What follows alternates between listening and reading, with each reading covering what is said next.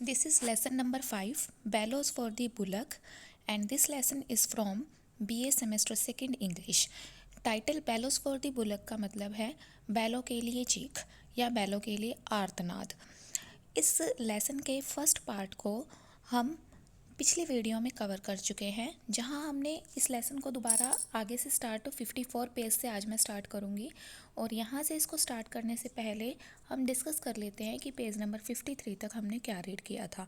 ये कहानी शुरू होती है एक गरीब पर लेकिन मेहनती किसान से। ये जो गरीब और मेहनती किसान है, ये किसी तरह से 50 रुपये की सेविंग करता है और सोचता है कि मैं अपने खेतों में काम करने के लिए इन 50 रुपये में एक बैल खरीद लाऊंगा। हालांकि इसके पास एक भी बैल नहीं है और खेती करने के लिए उसे 2 बैलों की ज़रूरत है। तो वो सोचता है कि एक बैल मेरा हो जाएगा और एक किसी दूसरे किसान का हो जाएगा, और हम इस तरह से बैलों के लेन देन से अपने अपने खेतों में आराम से काम कर पाएंगे। तो यही सोच रखते हुए वो अब कुछ ही दिनों के बाद उसके गांव के पास एक पशु मेला लगता है, वहाँ पर जाता है बैल खरीदने के लिए। वहाँ से वो एक बूढ़ा सा बैल खरीद लाता है क्योंकि उसके पास सिर्फ 50 रुपये थे।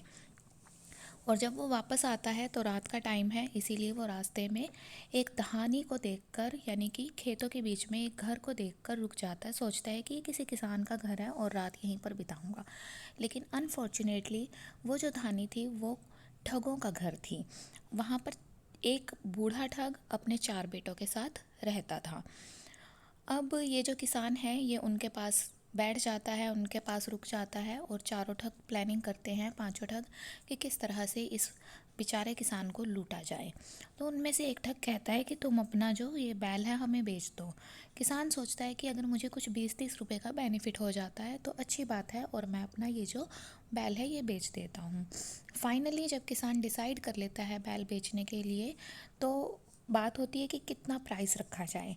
अब ये प्राइस रखने के लिए उस बूढ़े व्यक्ति को, जो उन चारों ठगों का फादर है, उसे अपना पंच बना लेते हैं। और किसान सोचता है कि ये जो ठग, ये जो मतलब बूढ़ा व्यक्ति है, उसे नहीं पता कि वो ठग है। ये जो बूढ़ा व्यक्ति है ये मेरे बैल का कुछ ना कुछ अच्छा ही प्राइस रखेगा। तो पांचों डिसाइड करते हैं कि जो भी प्राइस ये बूढ़ा व्यक्ति रखेगा उसी पर हम सहमत हो जाएंगे, चाहे वो कम है या ज़्यादा है। अब मैं स्टार्ट करती हूँ पेज नंबर 54 से। अब ये जो बूढ़ा व्यक्ति है ये इस बैल का प्राइस रखने के लिए उस बुलक का, बैल का अच्छे से एग्जामिनेशन करता है। और after a thorough examination of the bullock, इस बैल का अच्छे से एग्जामिनेशन करने के बाद old thug came back to his cot. ये जो बूढ़ा ठग था ये अपनी चारपाई पर वापस आकर बैठ गया। Peasant was looking at him अनेक्शियसली, किसान उसे बहुत ही चिंता से देख रहा था। Old thug blurted out to the peasant's shock, और जो बूढ़ा ठग था वो क्या कहता है, उससे जो भी उसने बोला उससे पीजेंट को एक शौक लगता है। क्या बोला ऐसा उसने? Dear Chaudhary, your dhanda is worth 2.5 rupees. ये जो ढांडा वर्ड है ये एक हरियाणवी वर्ड है जिसका मतलब है बैल। तो कहता है डियर चौधरी, तुम्हारा जो बैल है वो 2.5 रुपये का है। The peasant was left gaping, जो पीजेंट था उसका मुंह ओपन रह जाता है। It dawned on him that he had been cheated, तो उसे समझ आता है कि उसके साथ धोखा हुआ है। But what could be done now, लेकिन अब क्या हो सकता था? He was bound by his own word, वो तो अपने ही शब्दों में बन चुका था। Crestfallen, he accepted 2.5 rupees and right then took to the road to his village. Crestfallen यानी जैसे आसमान उसके सर पर गिर गया हो, मतलब शौक पूरी तरह से शौक होकर, दिल से टूट कर उसने 2.5 रुपये स्वीकार कर लिए और अपने गांव की तरफ चला गया।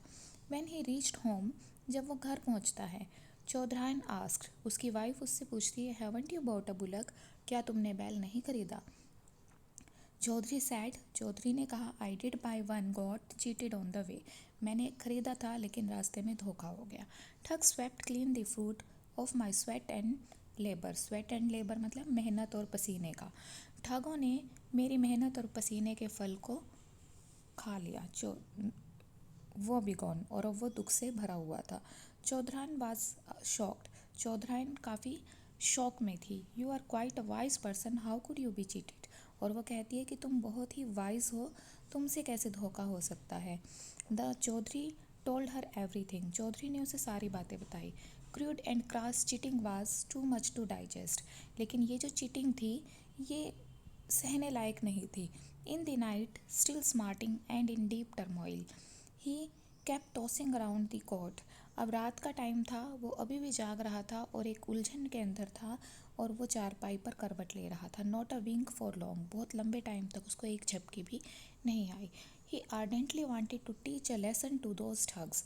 आर्डेंटली यानी पूरे मन से, दृढ़ता से, वो दृढ़ता से इन ठगों को एक पाठ पढ़ाना चाहता था। Suddenly he hit upon a plan, अचानक से उसके दिमाग में एक प्लान आया। And at once he fell into a blissful slumber, और वो तुरंत से एक नींद में चला गया, गहरी नींद में। The next day the peasant rolled some of the best cloth of his wife into a bundle and got ready to make it to dhani of the thugs. अगले दिन किसान ने अपनी वाइफ के कुछ अच्छे कपड़े एक गठड़ी में लिए और ठगों की धानी में जाने के लिए तैयार हो गया।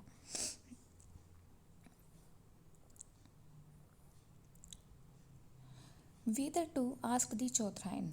तब चौधराइन ने पूछा कि कहाँ जा रहे हो। To teach a lesson to the sardar of thugs. अब इसने कहा कि ठगों के सरदार को एक पाठ पढ़ाने जा रहा हूँ। What time will you be back. अब वो पूछती है कि तुम किस टाइम वापस आओगे। सून, उसने कहा जल्दी। There was a small forest near the thugs धानी। उसने कहा कि ठगों की धानी के पास एक छोटा सा जंगल है। In the privacy of the forest the peasant got into the wife's clothes. और इस जंगल में जाकर उसने अपनी वाइफ के कपड़े पहन लिए। एंड डेक हिमसेल्फ अप, और अपने आप का भेष बदल लिया। The effects were so startling that anybody would take him to be an angel. और जो उसके भेष बदलने का अफेक्ट था वो इतना हैरान करने वाला था कि कोई भी उसे एक फरिश्ता मान लेता। In this outfit he reached the courtyard of the thugs. और इस आउटफिट में वो ठगों के घर पर या ठगों के आंगन में पहुंचा।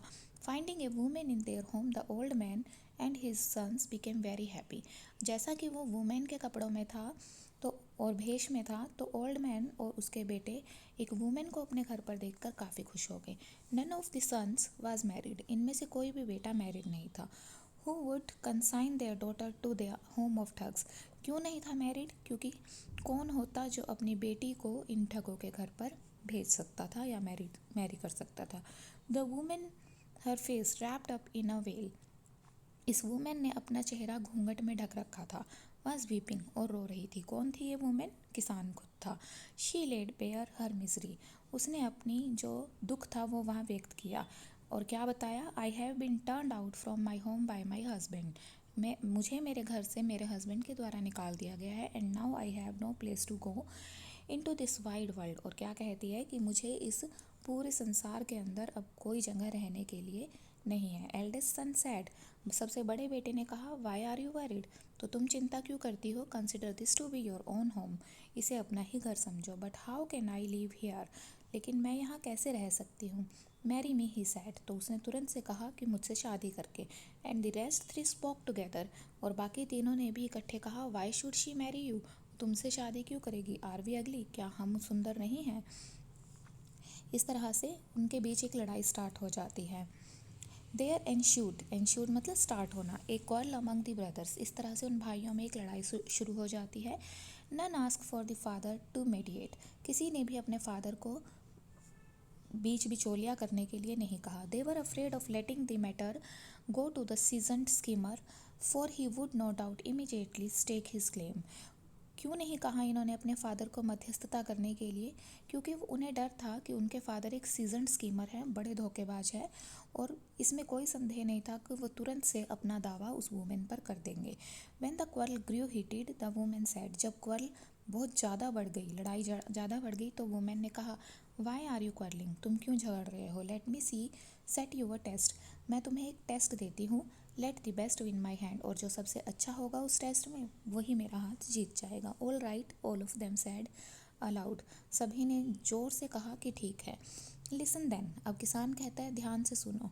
Whosoever is the first to bring me a Banarasi sari, सहारनपुरी mangoes and sweets from the city, I shall belong to him. जो सबसे पहले मेरे लिए बनारसी साड़ी, सहारनपुरी मैंगो और शहर से मिठाई लेकर आएगा, I shall belong to him, मैं उसी से मैरिज करूँगी। There was no time to lose. अब उनमें से कोई भी अपना टाइम गंवाना नहीं चाहता था। The four sun sailed fourth towards the city. चारों बेटे इकट्ठे शहर की तरफ भाग गए। Mean while the old man had his eyes राइवेटेड on the women. और उस समय जब कोई घर पर नहीं था तो ओल्ड मैन की आंखें उस वुमेन पर थी, नजरें उस वुमेन पर थी। When the peasant felt the brood have gone quite far. जब पीजेंट ने महसूस किया कि वो चारों काफ़ी दूर जा चुके होंगे, ही quickly bolted the door from inside. उसने जल्दी से दरवाज़ा अंदर से, बोल्टेड मतलब बंद कर लिया। टुक ऑफ हिज गाइज, अपना भेष उतारा। And got hold of old ठग, और बूढ़े ठग को पकड़ लिया अपने असली भेष में आकर। The latter recognised the peasant and realised now he was done for. अब इसने, ठग ने पहचान लिया कि ये वही किसान है और अब तो मैं काम से गया। Twisting the thugs hand the peasant ordered him go to the बार्न नाउ। इस ठग के हाथ को मोड़ते हुए पीजेंट ने उसे ऑर्डर दिया कि अब दोबारा से खलिहान की तरफ जाओ। After tethering the old man to a stake in the बार्न। अब वो उसे एक स्टेक पर ले जाता है। Peasant started beating him with a harder stick. और एक चरवाहे की छड़ी के साथ अब इसको पीटने लगता है। और ये छड़ी कहाँ से आई? He found in a corner. उसे, किसान को, ये छड़ी एक कॉर्नर में मिली। He would give the old ठग अ ब्लो। वो ठग को एक मुक्का मारता या एक छड़ी मारता। पोज, रुकता और आस्क, और पूछता, वाई ओल्डी इज माई डंडा वर्थ 2.5। क्या मेरा बैल 2.5 रुपये का था? वीपिंग एंड वेलिंग, रोते हुए और विलाप करते हुए। ट्विचिंग, मुड़ते हुए। एंड क्रिंजिंग, बचते हुए। ओल्ड ठग विस्पर्ड, जो बूढ़ा ठग था वो बोला, फॉरगिव मी, स्पेयर मी, मुझे बख्श दो, मुझे छोड़ दो। Peasant asked, tell me where you have hidden your treasure. बताओ तुमने अपना खजाना कहाँ छुपा रखा है। द ओल्ड ठग डेयर नॉट टेल ऑल। बूढ़े ठग ने कुछ नहीं बता पाया। ही disclose the where abouts of the treasure. और इस तरह से उसने बता दिया कि उसका जो ट्रेजर है वो कहाँ पर है।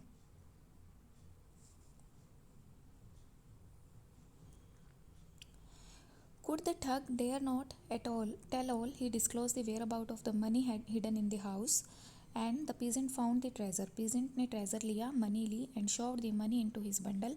सारा पैसा अपने गठड़ी में डाला और फिर से विलेज की तरफ चला गया। Got full 500, उसे अब 500 रुपये मिले। No doubt he got the money, but his thirst for revenge was not quenched. इसमें संदेह नहीं था कि उसे पैसे मिल गए, लेकिन उसकी जो रिवेंज की प्यास थी वो अभी क्वेंच नहीं हुई थी, बुझी नहीं थी। His rage did not subside, उसका गुस्सा अभी कम नहीं हुआ था। When the sons reached home they found their father tethered. जब सन्स घर वापस आए तो उन्होंने देखा कि उनके फादर को पीटा जा चुका था। Wailing and groaning the old man narrated all that had taken place. अब विलाप करते हुए और करहाते हुए ओल्ड मैन ने सब कुछ बताया जो भी वहाँ हुआ था। They were left fuming. वे सब गुस्से से जल रहे थे। What could they do? लेकिन अब वो क्या कर सकते थे। अब यहाँ तक हमने आज इस वीडियो में इसको रीड किया, और जो बाकी लेसन है उसे हम कल कवर कर लेंगे। कल इस लेसन को कंप्लीट कर देंगे। जैसा कि हमने रीड किया कि ये जो किसान है ये ठग से 500 रुपीज़ ले जाता है और उसकी काफ़ी पिटाई करता है, लेकिन अभी भी इस किसान को का जो गुस्सा है वो नहीं बुझा है और अभी भी वो उससे बदला लेना चाहता है।